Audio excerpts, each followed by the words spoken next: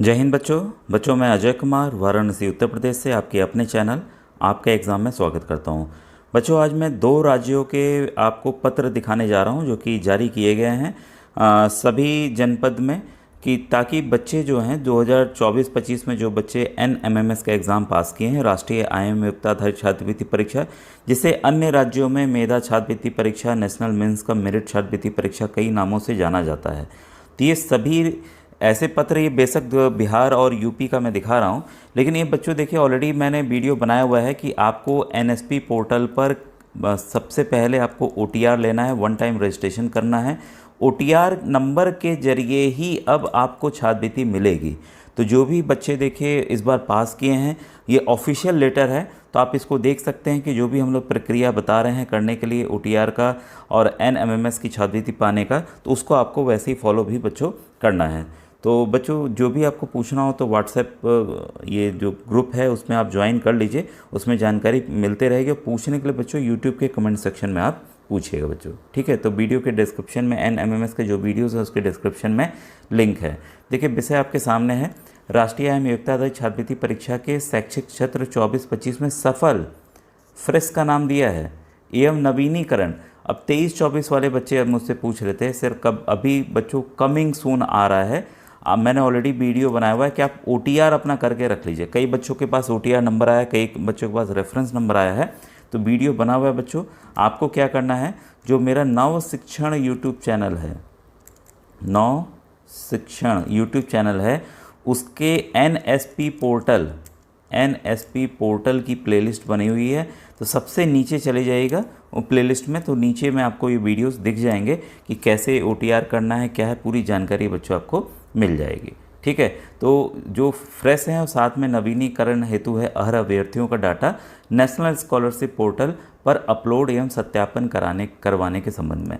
तो पहले तो देखिए आपको अप्लाई करना है खुद से। देखिए बच्चों इसके चरण होते क्या हैं। सबसे पहले आपको अप्लाई करना है, ठीक है। आपने OTR लिया, आपने फॉर्म NSP पोर्टल पे अप्लाई कर दिया। इसके बाद आपके इंस्टीट्यूट, देखिए संस्थान नोडल अधिकारी INO है, ठीक है, इंस्टीट्यूट नोडल ऑफिसर, ठीक है, संस्थान नोडल अधिकारी। ये देखिए जैसे मान लीजिए कि कोई बच्चा किसी और स्कूल में पढ़ता है और उसने दूसरे स्कूल का अप्लाई कर दिया, तो भाई वहाँ के टीचर ही ना बताएंगे, अध्यापक ही आपके। देखिए कई बच्चे पूछते हैं सर कहाँ से जानकारी मिलेगी। तो बच्चों कोई भी फॉर्म में गड़बड़ी हो, कोई प्रॉब्लम हो, तो आप जिस भी सरकारी स्कूल में पढ़ रहे हैं, एडेड स्कूल में पढ़ रहे हैं, तो वहाँ एक नोडल अधिकारी नियुक्त होंगे। नोडल अधिकारी एक अध्यापक ही होते हैं आप ही के विद्यालय के। तो आपको पता करना होगा, ठीक है, कि हमारे यहाँ के क्या है। तो आपको कोई भी क्वेरी आप उनसे पूछ सकते हैं, उन्हीं का अप्रूव करना है। मान लीजिए फलाना ए बच्चा किसी दूसरे स्कूल में अप्लाई कर दिया, भाई यहाँ के तो टीचर जान जाएंगे ना कि ये बच्चा तो यहाँ पढ़ता ही नहीं है, तो उसका कैंसिल कर देंगे, ठीक है। तो आप जिस स्कूल में पढ़ते हैं वहीं का अप्लाई कीजिएगा, ठीक है। और पूरा तरीका मैंने बताया हुआ है। तो ये INO अप्रूव करेंगे।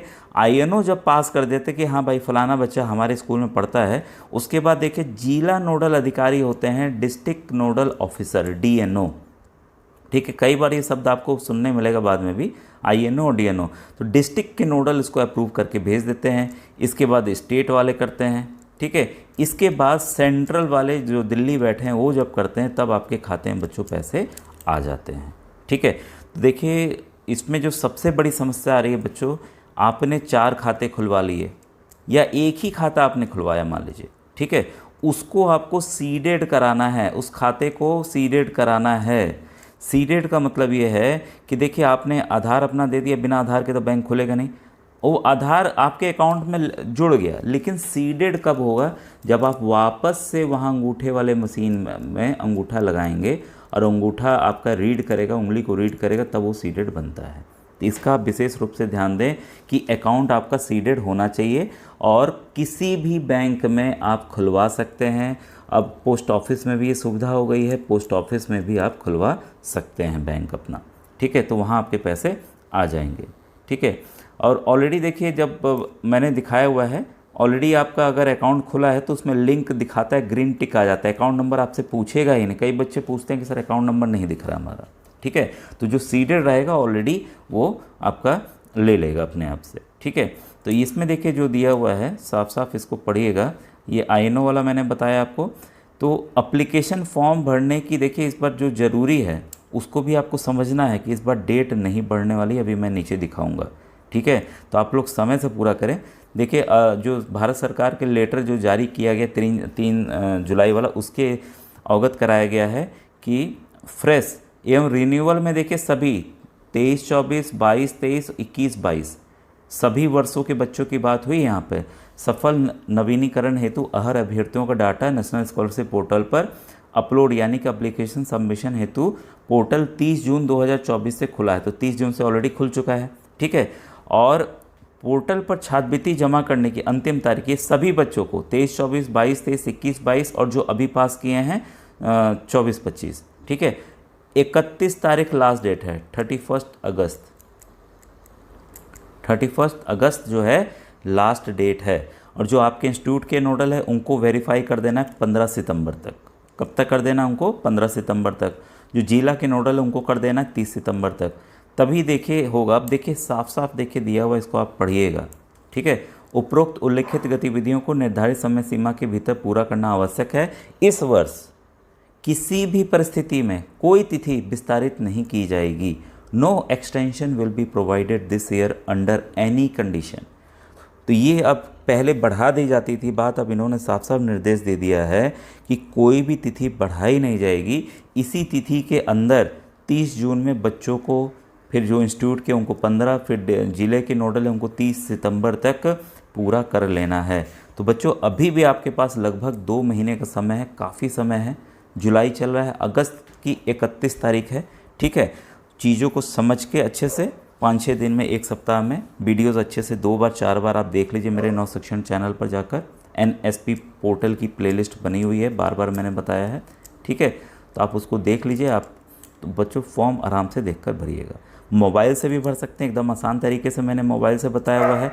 नहीं समझ में आए तब आप साइबर कैफ़े कंप्यूटर वाले भैया के यहाँ जाके करा लीजिएगा।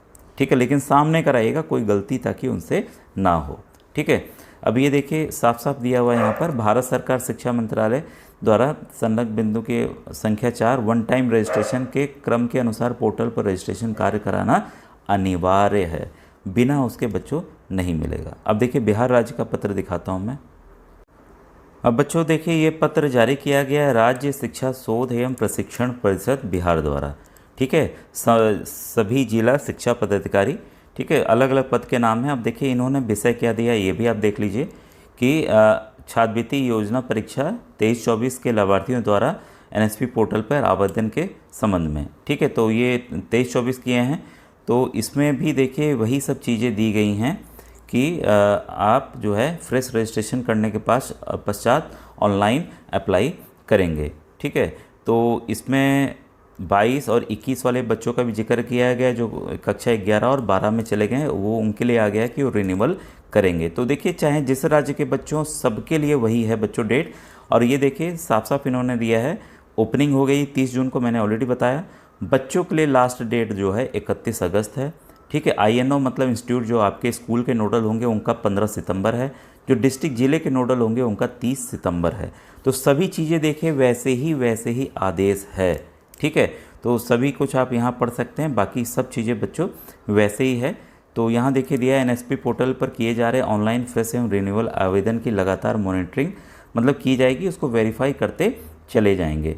और ये देखिए 24-25 के लिए आपका OTR आवश्यक है, वन टाइम रजिस्ट्रेशन, जैसा मैंने आपको बताया और पत्र का उन्होंने किया है ऑलरेडी, इसका मैंने वीडियो बना दिया है। ठीक है, अब ये देखिए 18 वर्ष या इससे अधिक के उम्र के अगर छात्र छात्रा हैं तो उनको आधार लगाना ज़रूरी है।